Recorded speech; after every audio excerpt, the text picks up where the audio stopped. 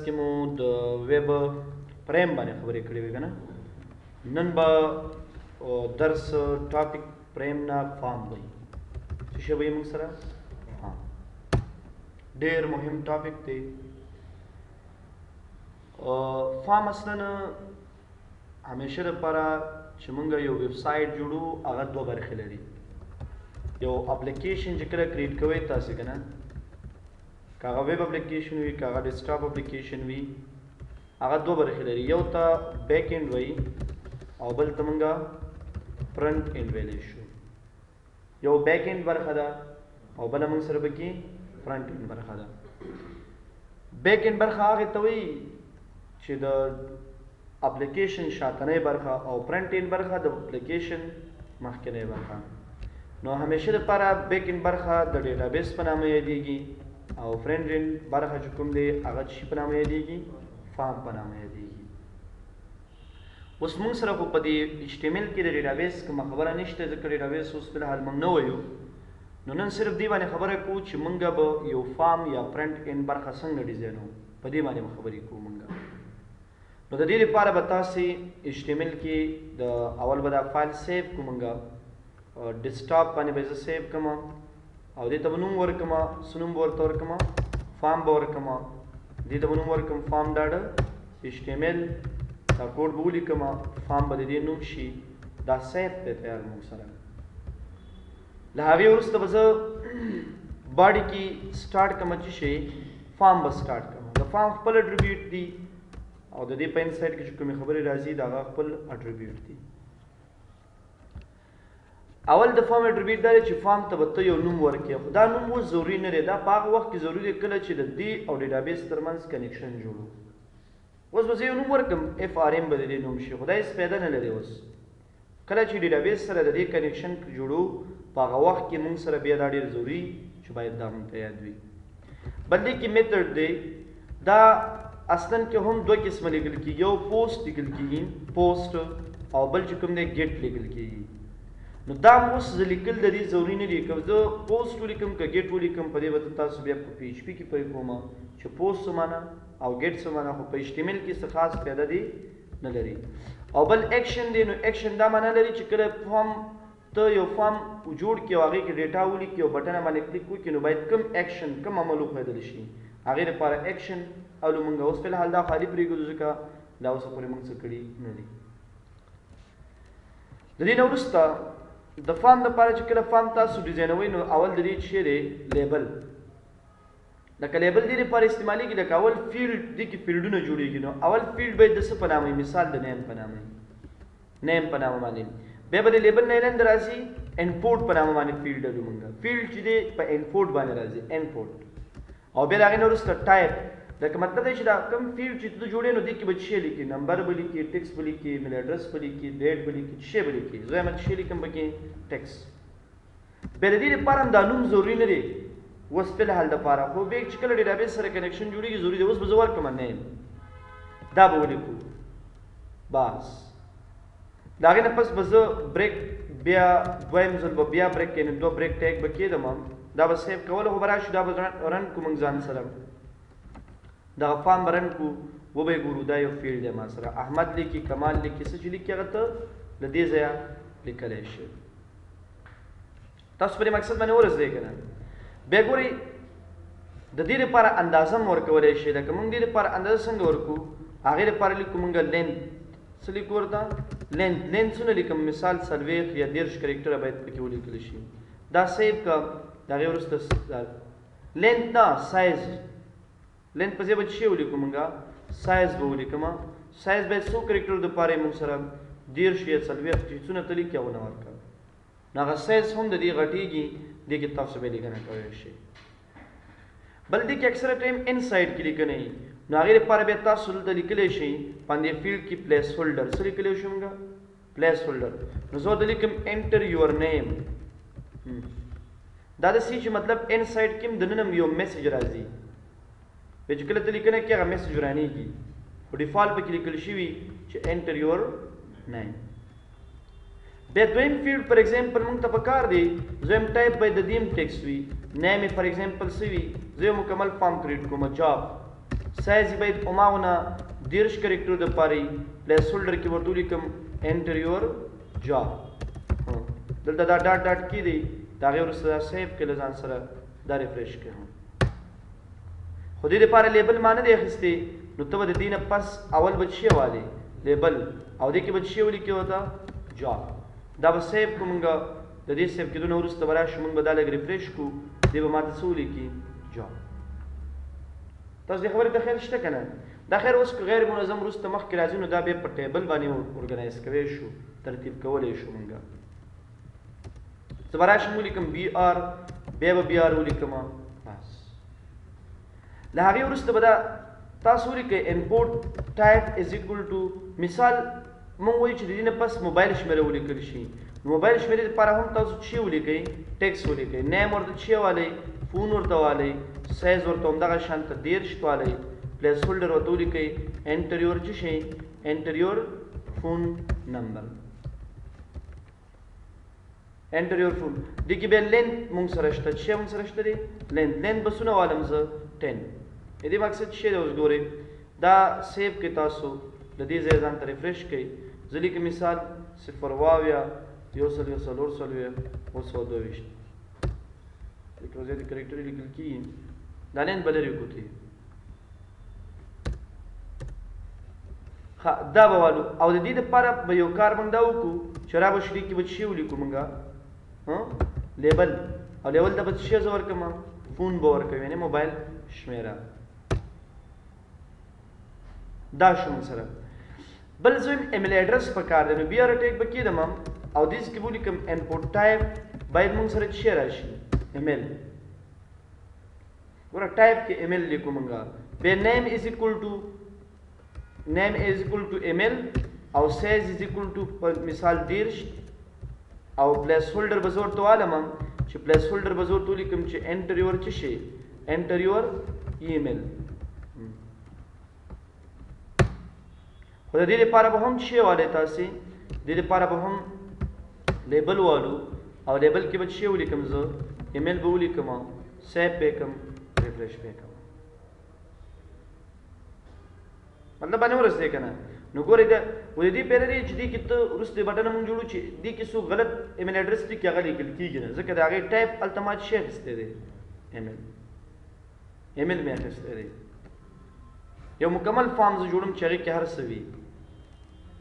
بیا مثال مونږ وایو چې دې نه وروسته باید مونږ سره دغه راشي ډیټ تاریخ راشي. نو زه به دلته ولیکم چې بي آر ټیک خو به تاسو دی که نه، بي آر ټیک به کړو مونږ، ولیکو مونږ انپوټ ټایپ از ایکول ټو څه شي ډیټ.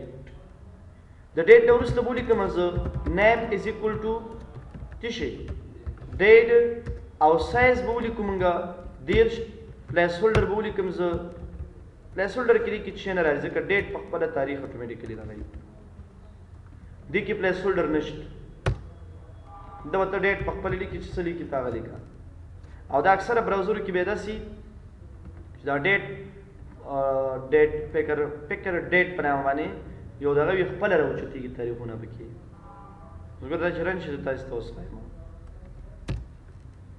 نو ډیټ هم تاسو لیکلی شئ ډیټ.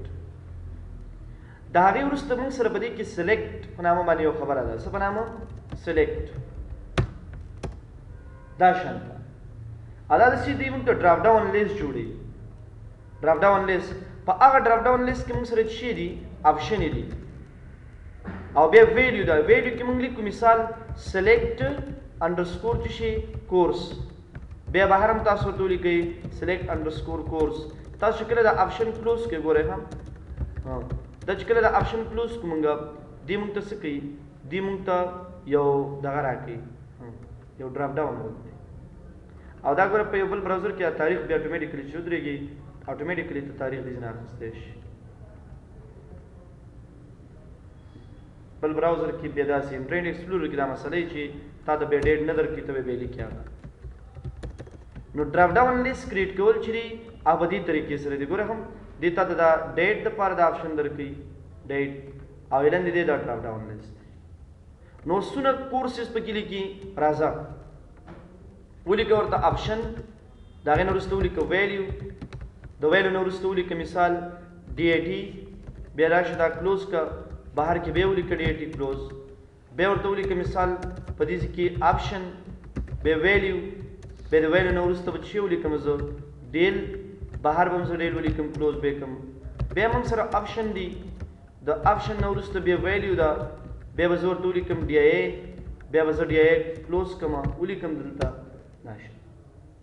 بیا همدغه شان آپشن اوس نو چې څونه ستا په کاري د هغې مطابق ویلیو فار ایگزامپل ډیټابیس د به راشم دا به ډیټابیس به دلته بهر ولیکم زه ډیټابیس کلوز به کړم. یعنې آینده کې چې کله څوک دا ریفریش کړي نو په دې فارم کې به تا سره دې دا کورسز درکوي چې کوم یو انتخابي هغه یو ته کولی شي انتخاب کړي. دا شانته یو ډراپ ډاون لیست دپاره د دې نه استفاده مونږ کوو. بیا د دې نه وروسته مونږ د ډراپ ډاون لیست نه علاوه په دې کې مونږ لرو ریډیو بټن.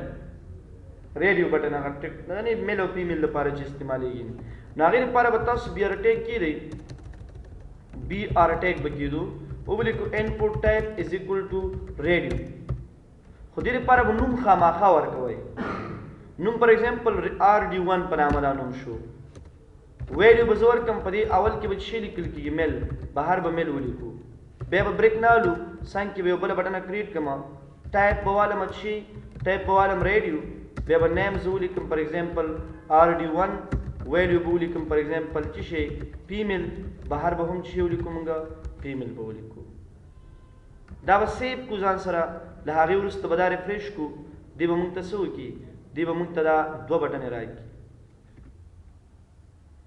دا غلط شي دا به لږ صحیح کوي. تاسو دې خبرې ته خیال شته که نه؟ دا میل شو دا فیمیل شو. اوس ګوره دې نه یو دانه انتخابي کړه، وجه دا ده چې په دې کې مونږ د دې دپاره نومونه څنګه کړي دي، یو شان ورکړي دي. دې ته به ډفرنټ نیم نه ورکوئ، دې ته به یو شان نوم ورکوئ چې انتخاب یې یو شي. او زه غواړم چې ډیفالټ میل انتخاب وي. اوس ګوره که دا ریفریش کړي یو هم نه دی انتخاب که نه، په دې کې خو انتخاب دی. اوس تاسو وګورئ شته دی انتخاب، زه یم یو باید ډیفالټ انتخاب وي. نو دې کې څه ولیکئ چیکډ. چې کله تاسو چیک ولیکئ دا ریفریش کې اوس یو به ډیفالټ انتخاب وي. که بیا ته دا انتخابي هغه ستا خوښه ده، خو چې ریفریش وي دا موږ ریفریش کو، د ریفریش سره به ډیفالټ کوم یو انتخاب وي میل. له هغې وروسته بیا په دې کې بی آر ټیک زه ږدم. بی آر ټیک زه ما سره انپوټ ټایپ، ما سره چیک باکس پکار دی. چیک باکس یو ریډیو بټن دی، یو چیک باکس دی. چیک باکس نو دې لپاره دا ورکولی شي لکه چیک باکس کې اول زه لیکم پښتو نیم، مثال ما څه ورکړو پښتو مې ورکړه. ویلیو به هم ورکوئ ورته، ویلیو به ورکوئ پښتو، بهر کې به تاسو څه ولیکئ ورته پښتو. و دا یو چیک باکس غوندې راځي په فارم کې. چیک باکس تاسو لیدلی که نه دا شانته موږ وایو چیک باکس ما ته پکار دی هغې لپاره. نو بیا همدا به زه لږ را کاپي کړم، بار بار نه شو لیکلی، لږ به یو څو دانې چیک باکس به والو. د دې پښتو لپاره به څه ولیکم، دري به ولیکم. د دې لپاره به زه انګلیش ولیکم. د دې لپاره به پر ایگزامپل زه اردو ولیکم. د دې لپاره به زه څه ولیکم، زه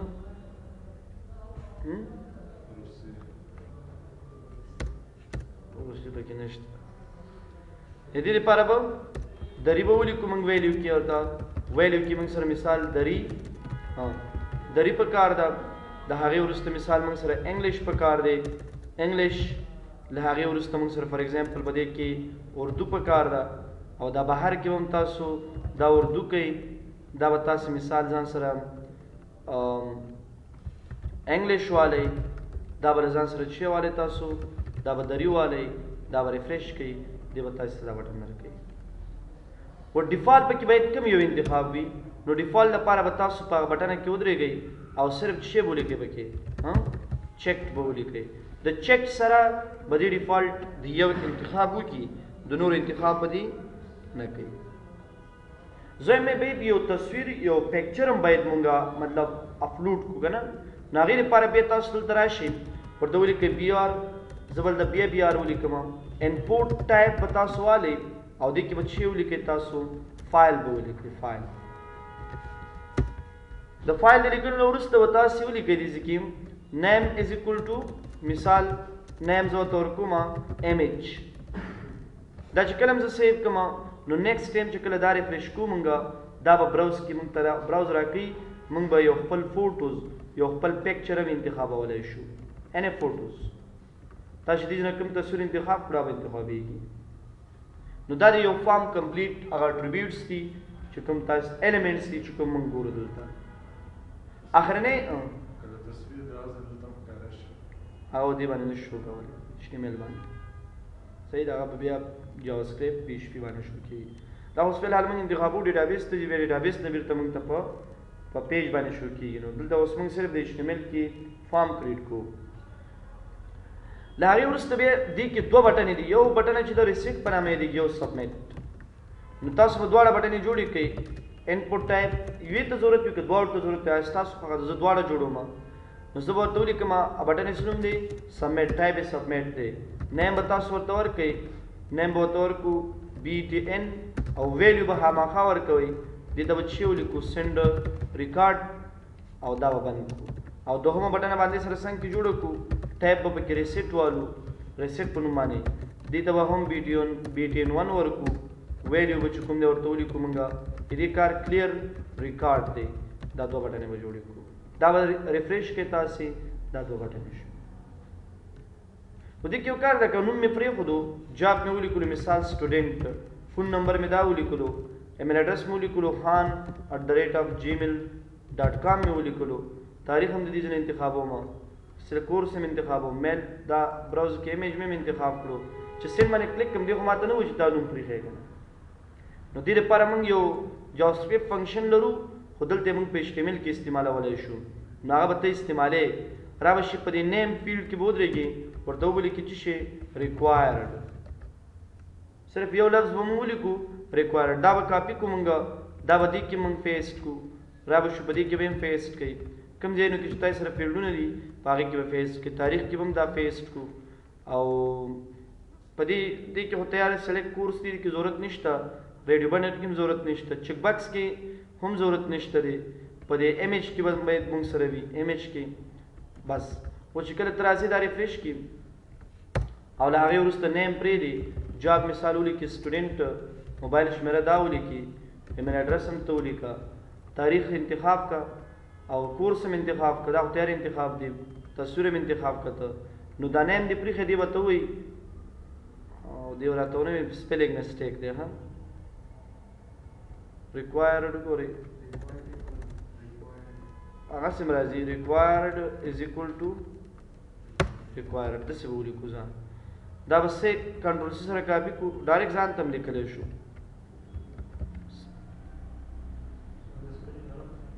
صحیح دی څنګه دی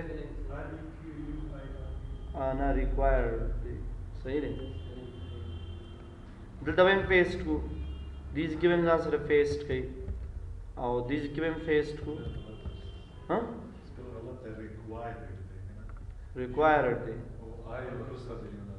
دا وروسته دی که نه داسې دی خو بیا صحیح ده بیا نو د دې بلې خبرې ضرورت هم نشته ورته دی ته صحیح شو دا به بیا ټول همداسې کوو موږ دا به راوالو کنټرول سی سره به یې کاپي کړو لکه دا چې څنګه هغه دغه کې موږ چیک انتخاب کړو دا هم د چیک په شان ته دی دلته به دا هم تاسو لرې کوئ او سپیس به ورکوئ دا به هم ریموف کړو دا به پیسټ کړو او بل کوم ځای کې مو اچولی و دا و که نه دې ځای کې به هم دا پیسټ کړو او بل دې ځای کې و دې ځای کې هم دا پیسټ کړو بس نور خو نشته دا به ریفریش کړو موږ اوس ګورئ نیم پرېږدئ سټوډنټ موبایل شمیره ایمیل اډرس تاریخ بس دا پرېږدئ اوس ګوره ما ته وایي پلیز فل آؤٹ دس فیلډ چې کوم پاتې نو هغه درته ښیي چې دا ټایپ نو که نوم دې ولیکلو بیا به نوم نه پس دا خبره که دا موږ مثال انتخاب کړو نو بیا د هغې نه وروسته موږ سره څه شی دی پکچر دی که نه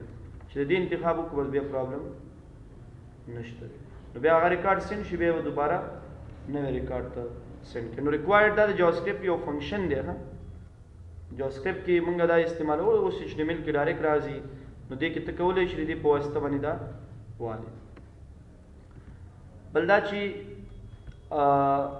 دې کې تاسو د ریډیو دغه کې نه د سلیکټ کې نو سلیکټ کې هم ته کولی شي چې دلته ولیکي سلیکټډ ولیکي سلیکټډ از اکول ټو سلیکټډ یا صرف سلیکټډ دې مقصد دی چې ډیفالټ باید دا انتخاب وي نور کوم کورس انتخاب وسی دا ډیفالټ باید دا انتخاب وي نو د دې انتخاب لپاره بیا د څنګه چې اوس انتخاب دی دا به ډیفالټ انتخاب دی نو دا یو فارم دی دا ستې شو په دې فارم کې یو خبره پاتې شو هغې ته ویل کېږي ټیکس ایریا څه ورته موږ ویلی شو ټیکس ایریا د دې سلیکټ نه بره به زه هغه والم او هغه داسې موږ لو چې موږ به ټیکس ایریا ولیکو ټیکس ایریا او بیا به ټیکس ایریا کلوز کړو نو دا اوس ګورئ چې کله دا تاسو کلوز کړئ دلته به راشي او له هغې وروسته به تاسې په دې کې دغه دوه دانې بي آر ټیک یو شو د بل شو دا به ولیکو ریفریش به کړو دا به راشي دا ده موږ سره که نه سایز غټېږي وړوکی کېږي خو په ځینو کې بیا نه غټېږي او که د دې اندازه لږ غټې نو کالم سایز اکول ټو 10 نو کالم چې څونه اندازه ده هغه به دې غټه کړي شی ما کلوزینګ کې ولیکلو دلته به ولیکو کالم سایز اکول ټو 10 دا به ځان سره ریفریش کړو نو دې به هغه اندازه غټوي 10 په دې ځای به زه ورته څه ولیکمه 40 به ولیکمه دا به ریفریش کړو که موږ وایو چې نه د رو سایز هم غټول پکار دي نو رو سایز به ورته ولیکمه مثال 8 نو 8 لینه به بیا پکې ښکاره کېږي رو سایز دا به ولیکو بیا به دې کې 8 لینه ښکاره کېږي موږ سره یعنې مطلب دی چې د سر نه موږ 1 2 3 4 5 شپږ 8 وشو که څو شو وشو که نه دی 8 نور هم کولی شي هغه بیا سکرول بار باندې ښکاري درته نو دا شو دې کې هم بیا ته دا خبره لیکلی شي چې ریکوایرډ او د ریکوایرډ نه علاوه پکې څه لیکلی شو پلیس هولډر نو زه لیکم انټر یور کمنټ دا خبره پکې ولیکه کمنټ صحیح شو دا هم پکې لیکلی شو پکې مونږ نو راشي ته دا سیف که لږه ریفریش که دا ریفریش که دې به تاسو ته دا درکوي او که دا اوس مونږ یو ترتیب سره لږ راوړو نو دې نه بره به زه ټیبل جوړ کړم ټیبل دې ته به ورکړم بارډر 1 پکسل ویت به ورکړم مثال 600 پکسل او بیجی کلر به ورکړم ورته مثال پینک یا پینک کلر به ورکړم زه او الاین به یې چېرته والم سینټر ته به یې والم بس او اخره کې به چې کلوز کړو مونږ ټیبل به کلوز کړو دا به لږ ریفریش کړو بس دې خو وانخېسته